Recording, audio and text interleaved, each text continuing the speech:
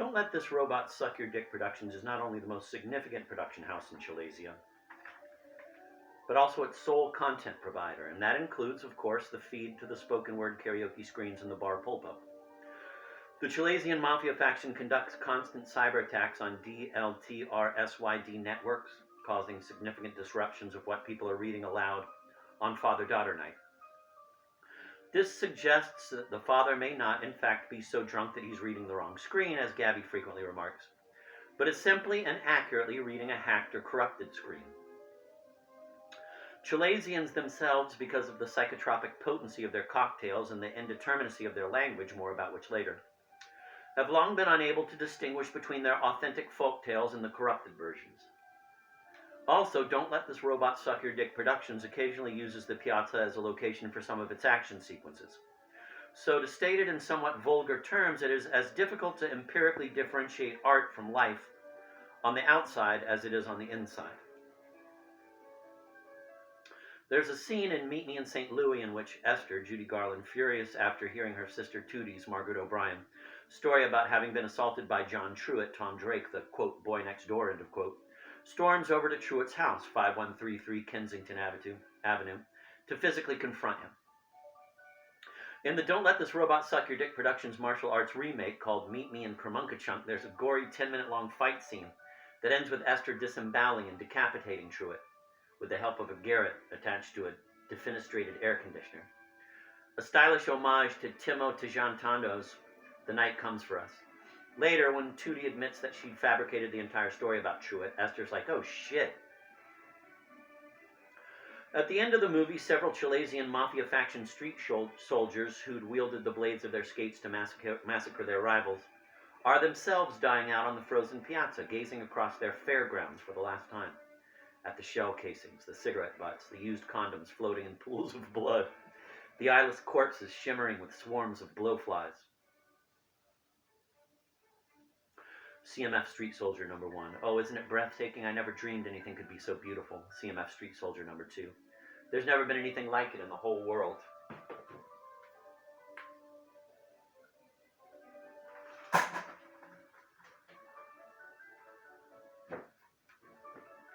CMF Street Soldier number 1. We don't have to come here on a train or stay in a hotel. It's right in our own hometown. CMF Street Soldier number 2. Grandpa. Grandpa? They'll never turn it down. They'll never tear it down, will they?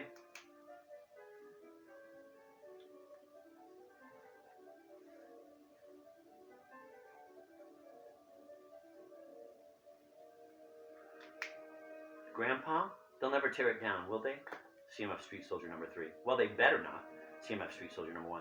I can't believe it. Right here where we live. Right here in Kermunkachunk.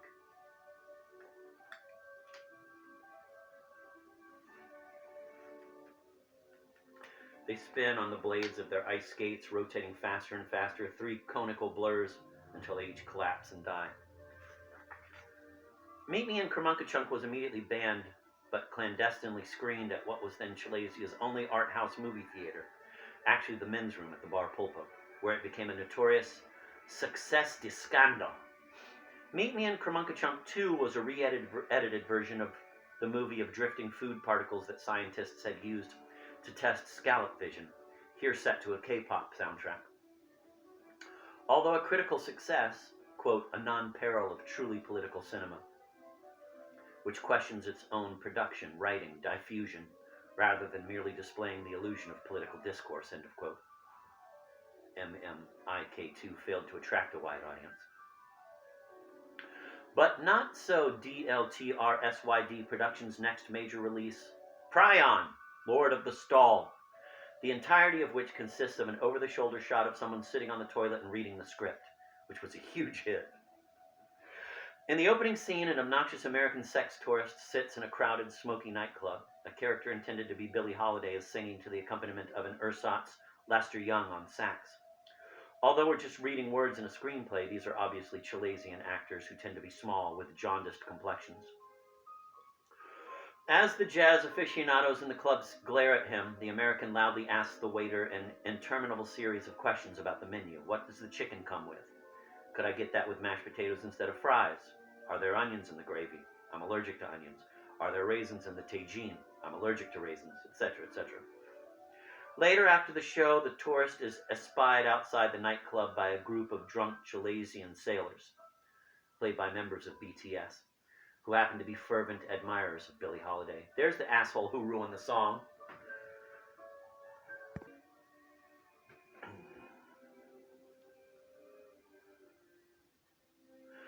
Later, after the show, the tourist is espied outside the nightclub by a group of drunk Chilesian sailors, played by members of BTS, who happen to be fervent admirers of Billie Holiday. There's the asshole who ruined the song. They subject him to a brutal beatdown. Smash cut to the next scene 20 years later. A scientist is peering ominously into a microscope. He looks up. It's the American from the nightclub. His testicles crushed in the melee. He's no longer obnoxious. In fact, he's become a microbiologist at a leading research center. I think I know what's causing the Creutzfeldt-Jakob disease that's killing so many of the divine hermits in Silesia, he says. In the distance, prolonged screams of the most exquisite agony are heard. It's June 26th, the day the Chilesian mafia faction swept across Kermunkachunk like a great pestilence. The scientist is preposterously wrong in his certainty as to what's causing Creutzfeldt-Jakob disease among the divine hermits. In a crucial equation, he misread rabbit for rabbi, a mistake that proliferates throughout his calculations, resulting in a vaccine that all but ensures that every single man, woman, and child in Silesia will develop not only early onset Creutzfeldt-Jakob disease, but intractable addictions to neurotoxic inhalants. Not to make excuses, but his eyesight had never been quite the same since the beating. It won't be long before he's deservedly paraded across the piazza in a dunce cap before being deep-fried alive and fed to a howling pack of starving lunatics at the insane asylum on Lake Little Lake. This is before the old asylum was renovated and reopened as the floating casino. The patient stops, sagging in her seat, exhausted. She's dizzy, and the letters are beginning to swim before her eyes. But she gathers her strength and soldiers on.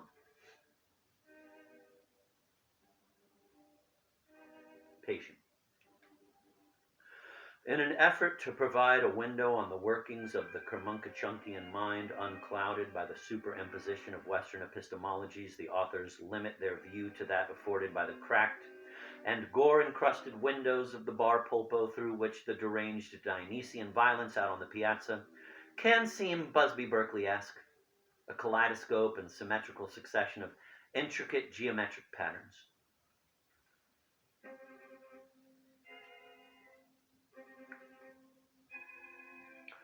Within the bar pulpo, stray bullets seem to strike only waiters, never patrons, which has led to some anthropologists to believe that the waiters hide blood squibs under their clothes, i.e. that they are performing, that the bar pulpo is more like a Chuck E. Cheese or a Johnny Rockets, and that the waiters are more like the singing servers at Ellen's Stardust Diner in Times Square than we may have originally thought.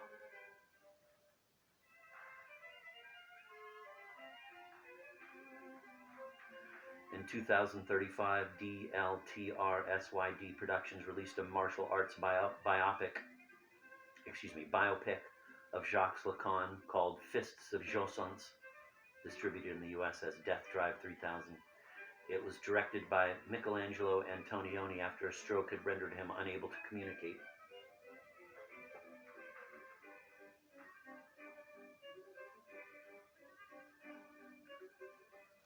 In the movie, Lacan states that the father has come to the bar pulpo to unravel the knot of himself, i.e. to die. As he says, quote, "The father's psychoanalysis ends only at the bar pulpo, in whose men's room the all-important point of contact takes place between the microphantasm and the macrophantasm. The robotic vermin that scurry behind the toilets are considered not only persons, that is to say, non-human subjective agents or actants, but in many cases made members of the Chilesian mafia faction. This is the essential truth which gives its whole meaning to the folktale."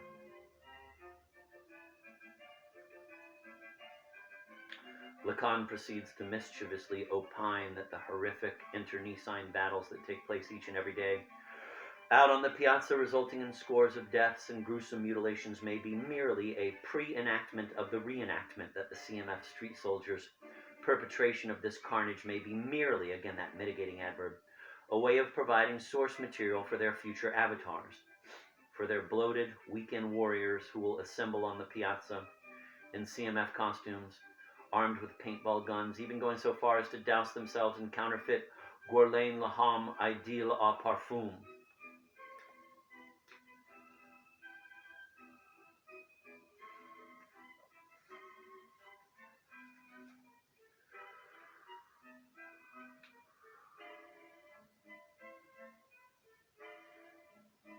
A pre-enactment of the reenactment.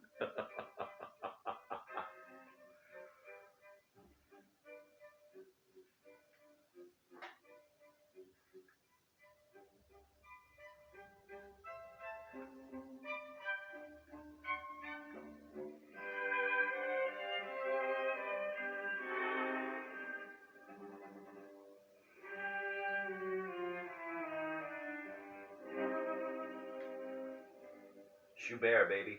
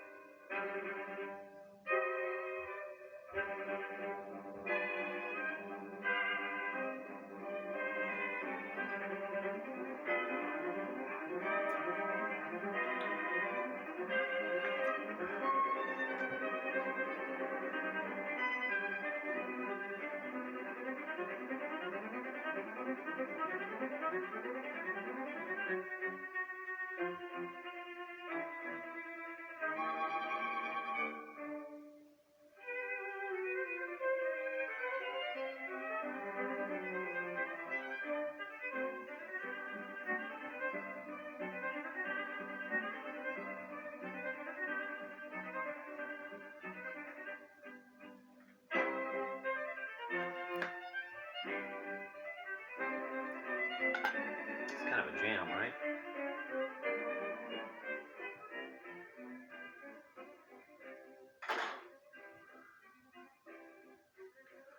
Let's read that paragraph again.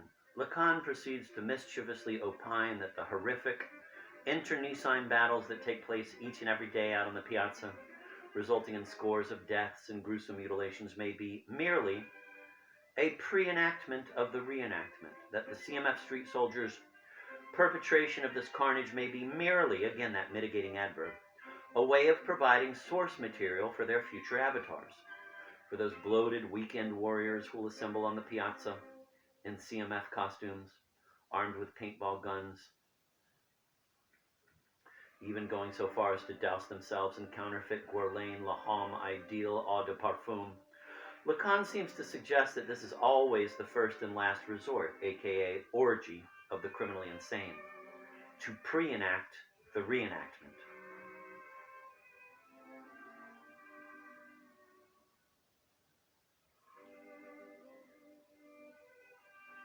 Because it appeared to condone CMF violence, the movie was almost immediately banned, but it was shown clandestinely in Kermunkachunk's only remaining art house cinema, the men's room of the Bar Pulpo, where it was projected onto a closed stall door upon which it took the form of a crude rebus scrawled in black marker, for an audience comprised of a single individual seated on the toilet. It was a huge success, grossing over $125 million the first weekend.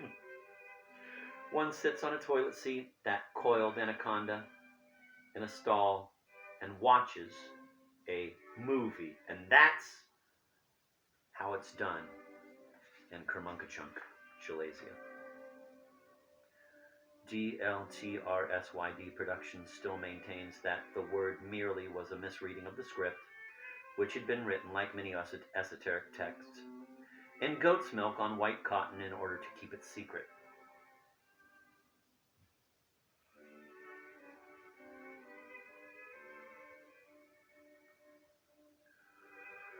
Today, though, the savage ferocity of those preening, gyrating psychopaths, those demented nihilists, this phantasmagorical, blood-drenched orgy of violence, is all too real.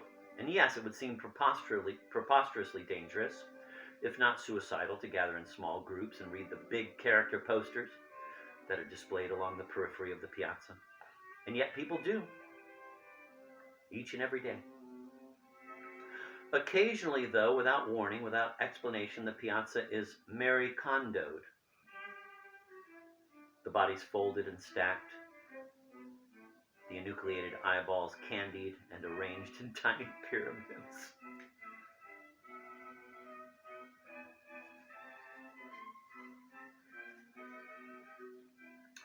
So we must ask ourselves whether at the end of last orgy of the divine hermit, the father is actually dancing his dance of death or reading aloud the narration of the dance from a spoken word karaoke screen, or perhaps both. Perhaps this is merely that word again, a seated man reading, or perhaps a man standing and reading, and here we can see that this reading is, in the end, a kind of spinning of pirouetting, simultaneously kinetic and static, a movement without, quote, progress, end of quote, meant here pejoratively, where the motion is not extensive but intensive. A motion piling up on itself in layers, in superimpositions.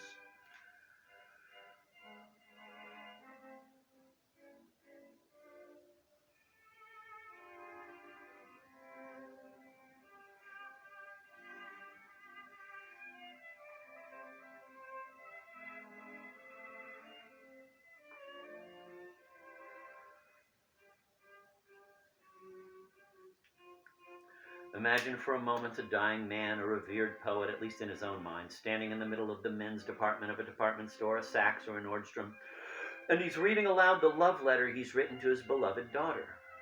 And he's effectively, perhaps literally, invisible to the shoppers around him who go about their business, pulling sports jackets down off the rack, flipping through piles of polo shirts, etc. Surely we would have to concede that this father's motion is intensive, that he's spinning, pirouetting, and that given the rotation of the earth, his pirouette would tend to be clockwise in the northern hemisphere and counterclockwise in the southern. Patient. Doctor, please, I beg you, can't we stop? In God's name, can't we stop now? Optometrist, suddenly enraged. Stop? If we stop now, all my work, all my experiments will have been for nothing. Read, read. Patient. The insectile automata that flit from urinal cake to the optometrist cuts her off. Optometrist. I need to apologize. Patient. No, I'm sorry. I don't know why I said that. I'm fine. Optometrist. No, I absolutely owe you an apology. I'm old. I'm nearing the end of my life. This work is all I have. Save a few stupid adolescent fantasies I indulge now and then when I'm on the bus. It's pathetic, really. Patient. No, it's my fault. I've been dealing with this whole situation lately, this wicked stepmother bullshit. It's boring, actually. Optometrist. If you want to talk about it, I'm a good listener. Patient. No, she's banal. She's a banal, repugnant person. Not much else to say. Pauses. And I don't think you're pathetic at all. I think you're an extraordinarily admirable person. A truly remarkable human being. I really do. May we continue. And this sentimental man who, as he's always thought of himself, has the soul of a teenage girl and the failing body of an octogenarian, who can be brought to tears by a giggling child in a macaroni and cheese commercial, is deeply moved. Optometrist. We may. Is it sharper like this?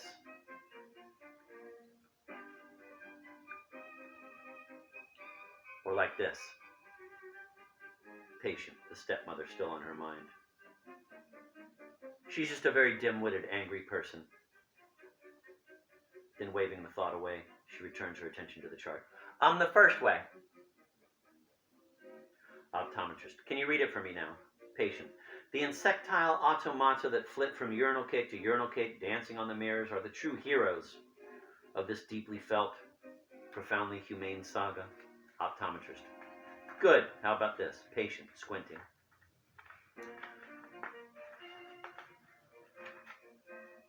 The rapture, as far as most people will actually experience it, is just going to be diarrhea dripping down their legs. The optometrist switches lenses in the phoropter.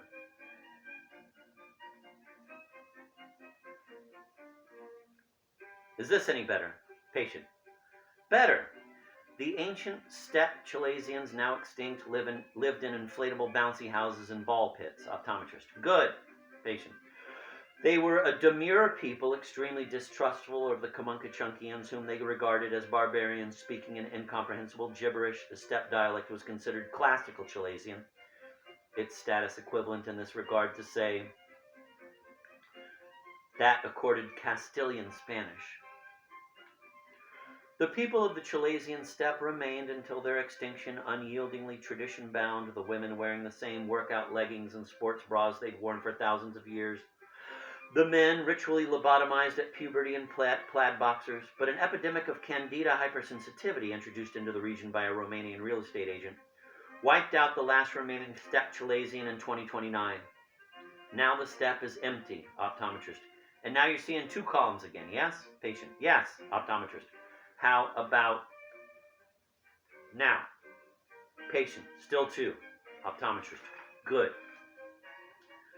The 2 columns represent reciprocal mimesis. The optometrist-patient dyad. The father-daughter dyad. The CMF warlord divine hermit dyad, etc., etc. The etc., etc. dyad. LOL. Optometrist. What about now? Patient. 1. Optometrist. Can you read it for me? Patient.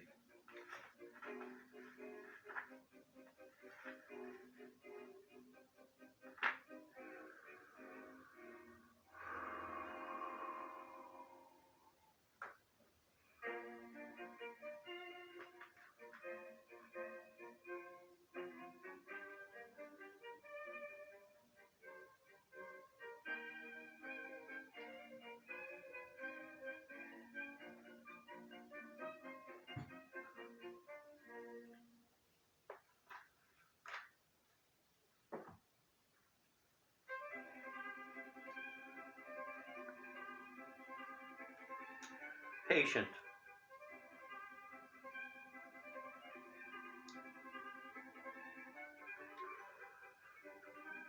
The people of the Chalasian steppe remained until their extinction unyieldingly tradition-bound, the women wearing the same workout leggings and sports bras they'd worn for thousands of years, the men ritually lobotomized at puberty in plaid boxers. But an epidemic of candida hypersensitivity, introduced into the region by a Romanian real estate agent, wiped out the last remaining steppe Chalasian in 2029. Now the steppe is empty.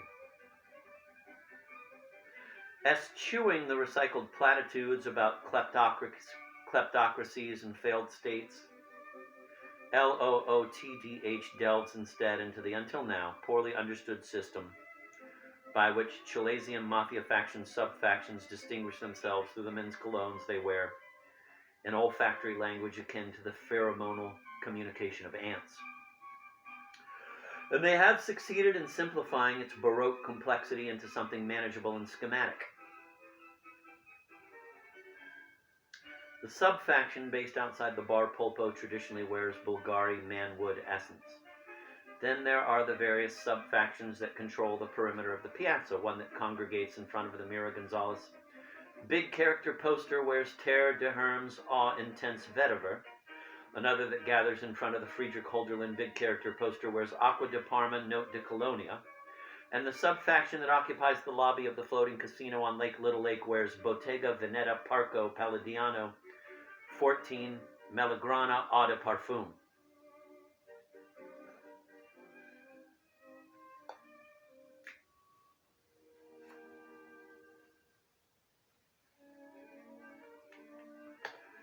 Stacy Bobak, who before slaughtering both her parents started a popular Chalasian mafia faction fan blog, AbsoluteCMF.com, in the basement of her home, she now does it from their bedroom, was the first to report on a well-intentioned but naive anthropologist who was killed and enucleated out on the piazza, his eyeballs inserted into his rectum, as a warning to future ethnographers not to, quote, go there, end quote. After either misidentifying or being inadvertently flippant about the cologne a CMF street soldier was wearing, i.e. coughing or waving his hand in the air to dispel the heavy scent. CMF street soldiers drench themselves in their fragrances. LOOTDH profiles One young street soldier with a ropey colloidal scar running from one ear down to his chin and a reputation for particularly berserk ferocity, who each and every day goes through several $200 bottles of Annick Goutal Eau de Hadrian Eau de Cologne spray, the signature scent of the CMF sub-faction that controls the patio of the Ish Delish Deli. And it goes without saying that members of the Chilesian Mafia faction use smell to identify one another as a hedge against the visual impairment that will inevitably accompany the early stages of Creutzfeldt-Jakob disease. Although cologne remains the primary mode for declaring one's affiliation, some sub-factions, which may be comprised of as few as 2 or 3 members, sometimes only one, additionally distinguish themselves by the way they dress, e.g., one sub-faction's street soldiers wear large coffee filters instead of underpants, which many ethnographers have interpreted as a symbol of moral squalor.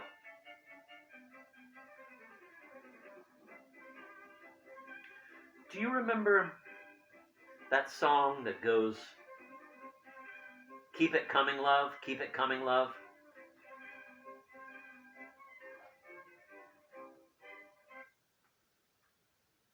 Don't stop it now, don't stop it, no. Don't stop it now, don't stop it.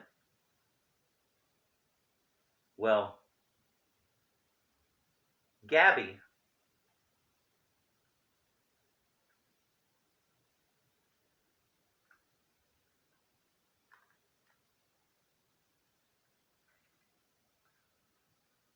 just keeps it coming.